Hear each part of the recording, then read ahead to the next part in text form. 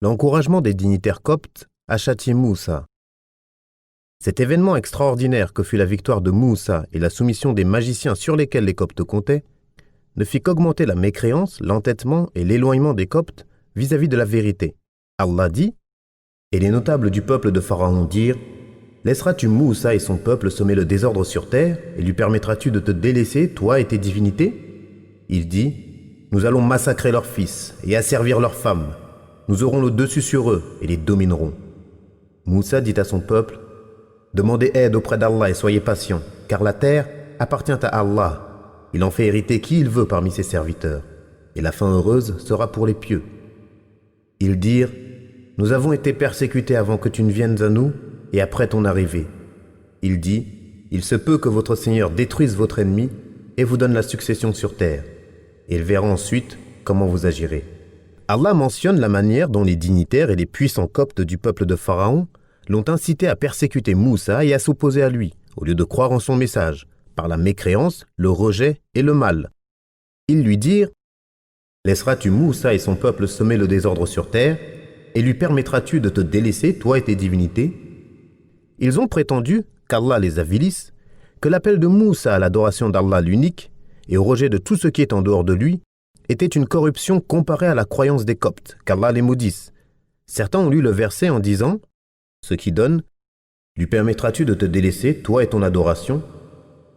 Le verset porte ainsi deux sens. Le premier, « Lui permettras-tu de délaisser ta religion ?» ce qui est appuyé par la première lecture, ou « Lui permettras-tu de délaisser ton adoration ?» car il prétendait être Dieu, qu'Allah le maudisse. Nous allons massacrer leurs fils et asservir leurs femmes, pour que leurs combattants soient peu nombreux, et nous aurons le dessus sur eux et les dominerons. Moussa dit à son peuple, « Demandez aide auprès d'Allah et soyez patients. S'ils veulent vous persécuter et vous massacrer, cherchez l'aide auprès de votre Seigneur et patientez dans l'épreuve, car la terre appartient à Allah. Il en fait hériter qui il veut parmi ses serviteurs, et la fin heureuse sera pour les pieux. » C'est-à-dire, soyez pieux, afin que la fin heureuse vous soit accordée, comme Allah dit. Et Moussa dit, « Ô mon peuple, si vous croyez en Allah, alors placez votre confiance en lui, si vous lui êtes soumis. » Ils dirent, « En Allah nous plaçons notre confiance. Ô Seigneur, ne fais pas de nous une cible pour les persécutions des injustes, et délivre-nous, par ta miséricorde, des mécréants. » Ils répondirent, « Nous avons été persécutés avant que tu ne viennes à nous, et après ton arrivée.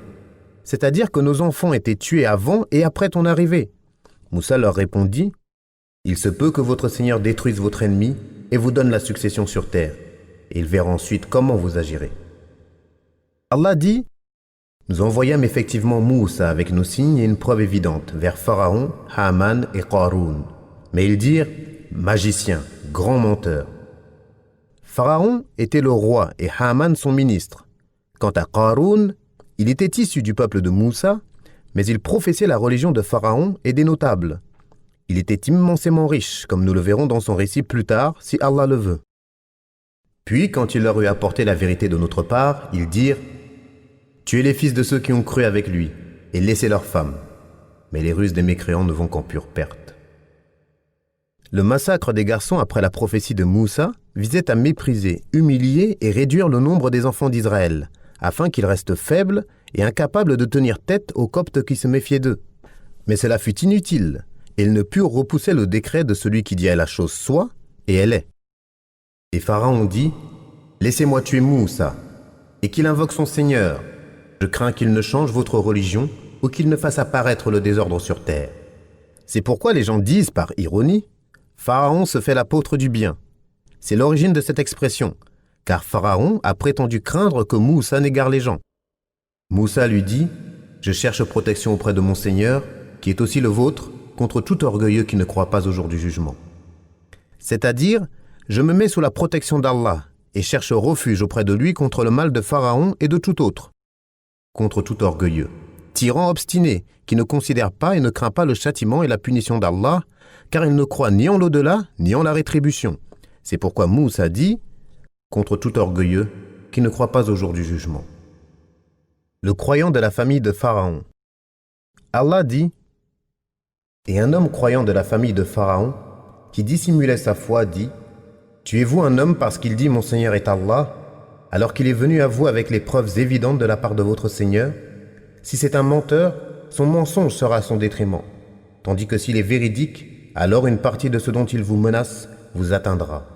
Certes, Allah ne guide pas celui qui est outrancier et imposteur. Ô mon peuple triomphant sur terre, vous avez la royauté aujourd'hui, mais qui nous secourra de la rigueur d'Allah si elle nous vient? Pharaon dit, je ne vous indique que ce que je considère bon, je ne vous guide qu'au sentier de la droiture. Cet homme était le cousin de Pharaon. Il cachait sa foi à son peuple par peur. Certains ont prétendu qu'il s'agissait d'un membre des enfants d'Israël, mais cela est en contradiction avec le contexte du texte, tant en ce qui touche à la formulation qu'au sens, et Allah est plus savant. L'essentiel est que cet homme cachait sa foi, et lorsque Pharaon, qu'Allah le maudisse, voulut tuer Moussa et consulta les notables à ce sujet, ce croyant eut peur pour Moussa et tenta de dissuader Pharaon en lui adressant poliment des propos contenant à la fois encouragement et menace. Il donna à ces propos la forme d'une proposition et d'un avis, et il est authentifié que le prophète a dit « Le meilleur djihad est une parole de justice devant un gouverneur injuste. » Et c'est là le plus haut degré, car personne n'était plus injuste que Pharaon, et c'est également la plus juste des paroles, car elle vise à protéger un prophète. Il est possible que ce croyant ait dévoilé sa foi, mais le plus probable reste qu'il ne l'a pas fait, et Allah est plus savant. Tuez-vous un homme parce qu'il dit « Mon Seigneur est Allah » Ce n'est pas ainsi qu'il faut y répondre, mais au contraire avec honneur, respect et ménagement, et sans se venger, car Moussa est venu à vous avec les preuves évidentes de la part de votre Seigneur. Des miracles qui attestent de la véracité de ce qu'il prétend tenir de celui qui l'a envoyé. Ainsi, si vous le ménagez, vous serez en sécurité, car, s'il est menteur, son mensonge sera à son détriment, et il ne vous nuira en rien, tandis que s'il est véridique, et que vous vous opposez à lui, alors une partie de ce dont il vous menace vous atteindra. Vous craignez qu'une partie de ce dont il vous menace ne vous touche, mais qu'en sera-t-il si tout ce dont il vous menace s'abat sur vous? Ces propos tenus dans tel contexte constituent le plus haut degré de la politesse, de la prudence et de la perfection de l'intelligence. Ô mon peuple triomphant sur terre, vous avez la royauté aujourd'hui. Il les avertit contre la perte de ce puissant royaume. Aucun État ne s'était opposé à la religion sans perdre leur pouvoir et être humilié après avoir été puissant. C'est ce qui arriva à la famille de Pharaon. Ils ne cessèrent de douter, de tergiverser, de s'entêter et de s'opposer au message de Moussa, jusqu'à ce qu'Allah leur enlève leur royauté, leurs biens, leurs palais, leurs bienfaits et l'opulence dans laquelle ils vivaient. Ils furent entraînés vers la mer où ils périrent humiliés. Après avoir vécu dans la grandeur et la noblesse, ils furent rabaissés au plus bas degré. C'est pourquoi cet homme croyant, sincère, bon, bien guidé qui suivit la vérité et conseilla son peuple avec une grande intelligence dit « Ô mon peuple triomphant sur terre, vous avez la royauté aujourd'hui, vous dominez les gens et les gouvernez. Mais qui nous secourra de la rigueur d'Allah si elle nous vient?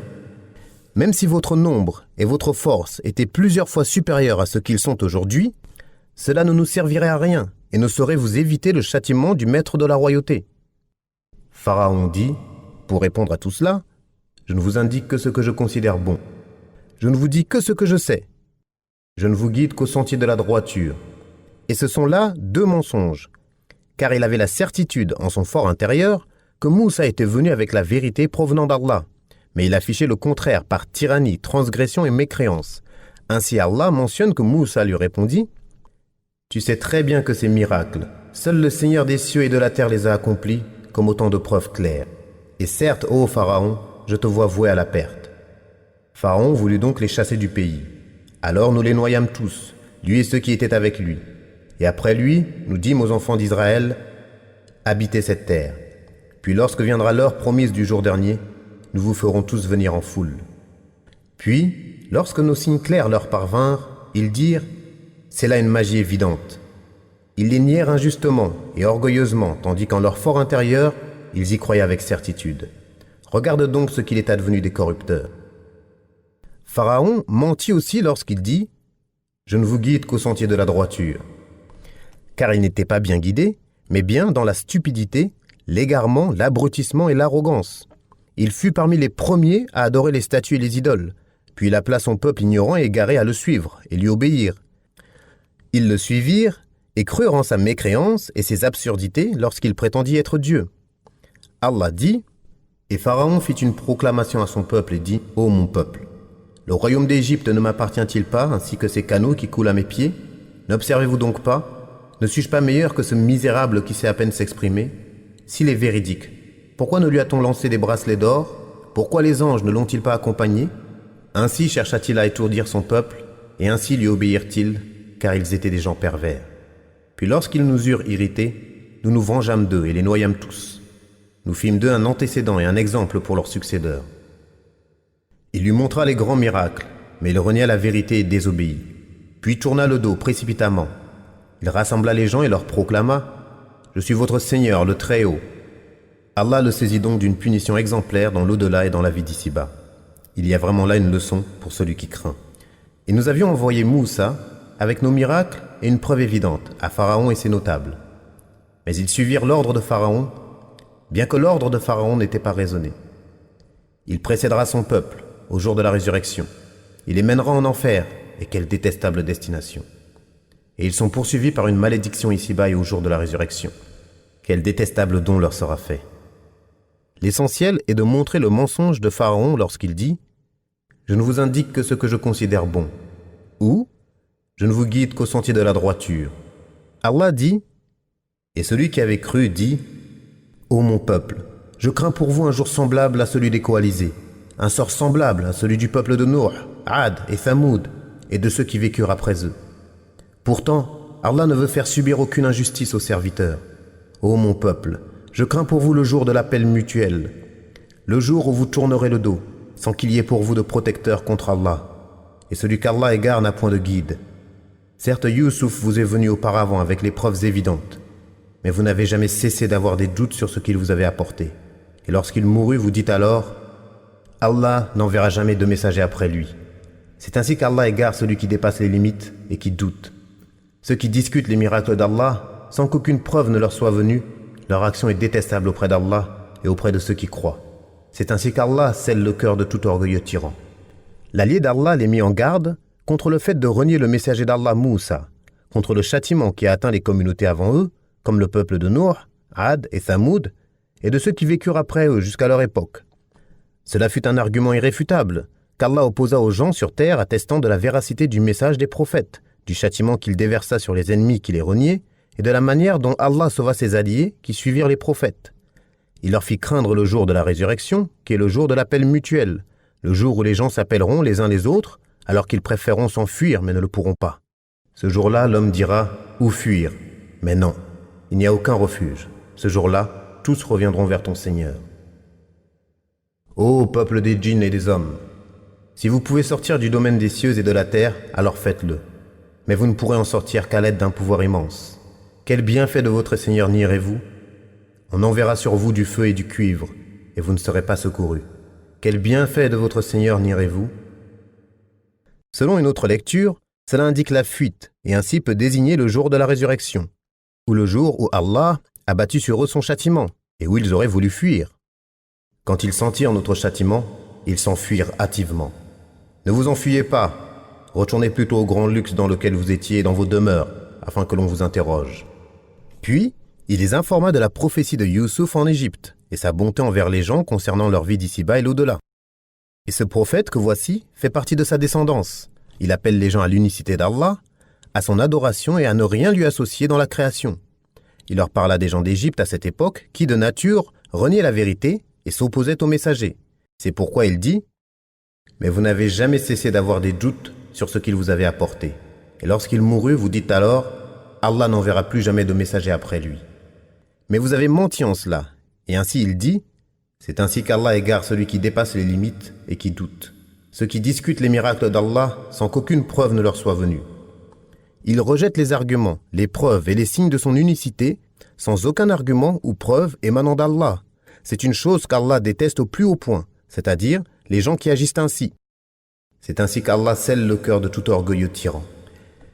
Et Pharaon dit « Ô Haman, bâtis-moi une tour, peut-être atteindrai-je les voies des cieux, et apercevrai-je le Dieu de Moussa. Mais je pense plutôt que c'est un menteur. » Ainsi la mauvaise action de Pharaon lui fut embellie, et il fut détourné du droit chemin, et la ruse de Pharaon n'est vouée qu'à l'échec. Pharaon nia que Moussa ait été envoyé par Allah, et mentit devant le peuple en disant « Et Pharaon dit, ô notables, Je ne vois pas quelle autre divinité vous pouvez adorer à part moi. Ô Haman, allume-moi donc un feu pour fabriquer des briques en terre cuite, puis construis-moi une tour. Peut-être bien que je parviendrai à apercevoir le Dieu de Moussa. Je pense plutôt qu'il est du nombre des menteurs. Il dit aussi, peut-être atteindrai-je les voies des cieux, et apercevrai-je le Dieu de Moussa. Mais je pense plutôt que c'est un menteur. Ce verset porte deux sens. Le premier est, je le crois menteur parce qu'il prétend que cet univers a un Seigneur autre que moi. Le deuxième, je le crois menteur dans la prétention qu'Allah l'a envoyé. Le premier sens est plus conforme à l'état de Pharaon qui niait l'existence du Créateur. Le deuxième est lui plus proche de la formulation du verset puisque Pharaon dit « Peut-être apercevrai-je le Dieu de Moussa » pour lui demander s'il l'a réellement envoyé. Mais je pense plutôt que c'est un menteur, en ce qu'il prétend. Et l'unique but de Pharaon était d'empêcher les gens de croire en Moussa et de les inciter à le traiter de menteur. Allah dit « Ainsi la mauvaise action de Pharaon lui fut embellie, et il fut détourné du droit chemin, et la ruse de Pharaon n'est vouée qu'à l'échec. » Ibn Abbas et Mujahid ont dit « Pharaon est voué à la perte, au faux, et rien de ce qu'il visait ne se réalisera, car il est impossible aux hommes d'atteindre par leurs propres moyens le ciel de ce bas monde. Alors que dire des cieux élevés qui sont au-dessus de lui et que seul Allah connaît ?» Plusieurs exégètes ont dit que la tour était un palais bâti par Haman, et jamais on n'avait vu de construction aussi élevée. Il était construit de briques cuites au feu. C'est pour cela qu'il a dit « Ô Haman, allume-moi donc un feu pour fabriquer des briques en terre cuite, puis construis-moi une tour. » Les gens du livre disent que les enfants d'Israël étaient utilisés dans la fabrication des briques, et que cela comptait parmi les tâches que Pharaon leur imposait. Ils devaient apporter chaque jour une quantité déterminée de terre, de paille et d'eau, et s'ils ne le faisaient pas, ils étaient frappés et humiliés. C'est pourquoi ils dirent à Moussa, « Nous avons été persécutés avant que tu ne viennes à nous et après ton arrivée. » Il dit, « Il se peut que votre Seigneur détruise votre ennemi et vous donne la succession sur terre, et il verra ensuite comment vous agirez. » Revenons au conseil, à l'exhortation et l'argumentation du croyant. Allah dit, « Et celui qui avait cru dit, « Ô mon peuple, suivez-moi. Je vous guiderai vers le sentier de la droiture. Ô mon peuple, cette vie n'est que jouissance temporaire, alors que l'au-delà est vraiment la demeure de la stabilité. Celui qui fait une mauvaise action sera rétribué par son équivalent, et celui, homme ou femme, qui fait une bonne action tout en étant croyant, alors ceux-là entreront au paradis pour y recevoir leur rétribution sans compter. » Il les appela à la voie de la droiture et de la vérité, qui consiste à suivre le prophète d'Allah, Moussa, à croire au message de son Seigneur avec lequel il est venu. Puis il les encouragea à renoncer à ce monde vil, éphémère et périssable, et à chercher la récompense d'Allah qui ne fait jamais perdre les œuvres de bien. C'est lui le puissant qui possède toutes choses entre ses mains, qui donne beaucoup pour peu, et qui par sa justice ne rétribue la mauvaise action que par une action similaire. Il leur rappela que l'au-delà est la demeure éternelle, où les croyants qui auront accompli de bonnes œuvres occuperont des degrés élevés, des lieux de sérénité, ils auront des biens considérables, une subsistance perpétuelle et inépuisable, et tout le bien qu'ils posséderont ne cessera d'augmenter. Puis il montra la fausseté de leurs croyances et les fit craindre ce vers quoi ils se dirigeaient. « Ô mon peuple, qu'avez-vous? Alors que je vous appelle au salut, vous m'appelez au feu? Vous m'invitez à renier Allah et à lui donner des associés dont je n'ai aucun savoir, alors que je vous appelle au Tout-Puissant, au Grand Pardonneur? Nul doute que ce à quoi vous m'appelez ne peut exaucer une invocation, ni ici-bas, ni dans l'au-delà. C'est vers Allah qu'est notre retour, et ceux qui dépassent les limites, ce sont eux les gens du feu. Bientôt, vous vous rappellerez ce que je vous dis, et je confie mon sort à Allah. Allah est certes clairvoyant sur les serviteurs. » Allah donc le protégea des méfaits de leur ruse, alors que le pire châtiment cerna le peuple de Pharaon, l'enfer auquel ils sont exposés matin et soir. Et le jour où l'heure arrivera, on leur dira « Faites entrer le peuple de Pharaon au plus dur du châtiment. » Il les appela à l'adoration du Seigneur des cieux et de la terre, qui dit à une chose « Sois » et elle est, alors qu'eux l'appelaient à l'adoration de Pharaon, l'ignorant, l'égaré, le maudit. C'est pourquoi il leur dit sur le ton du reproche « Ô mon peuple, qu'avez-vous? Alors que je vous appelle au salut, vous m'appelez au feu? Vous m'invitez à renier Allah et à lui donner des associés dont je n'ai aucun savoir, alors que je vous appelle au Tout-Puissant, au Grand Pardonneur ?» Il leur montra ensuite la fausseté de l'adoration qu'ils vouaient à d'autres qu'Allah, parmi les associés et les idoles, qui ne détiennent ni bien ni mal. Il dit « Nul doute que ce à quoi vous m'appelez ne peut exaucer une invocation ni ici-bas ni dans l'au-delà. C'est vers Allah qu'est notre retour. et ceux qui dépassent les limites, ce sont eux les gens du feu. C'est-à-dire qu'elles n'ont aucun pouvoir en ce bas monde, alors comment pourraient-elles en avoir dans l'au-delà?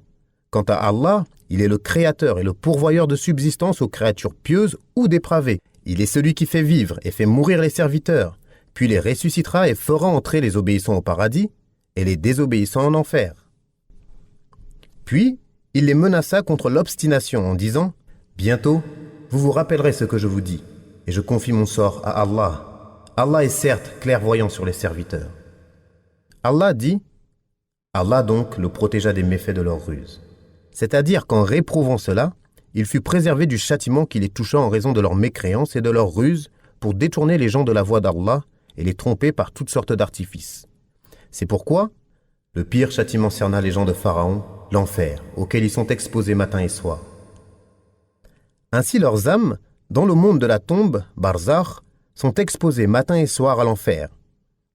Et le jour où leur arrivera, on leur dira « Faites entrer les gens de Pharaon au plus dur du châtiment. » Nous avons mentionné la signification de ce verset du châtiment dans la tombe, dans At-Tafsir, et la louange appartient à Allah.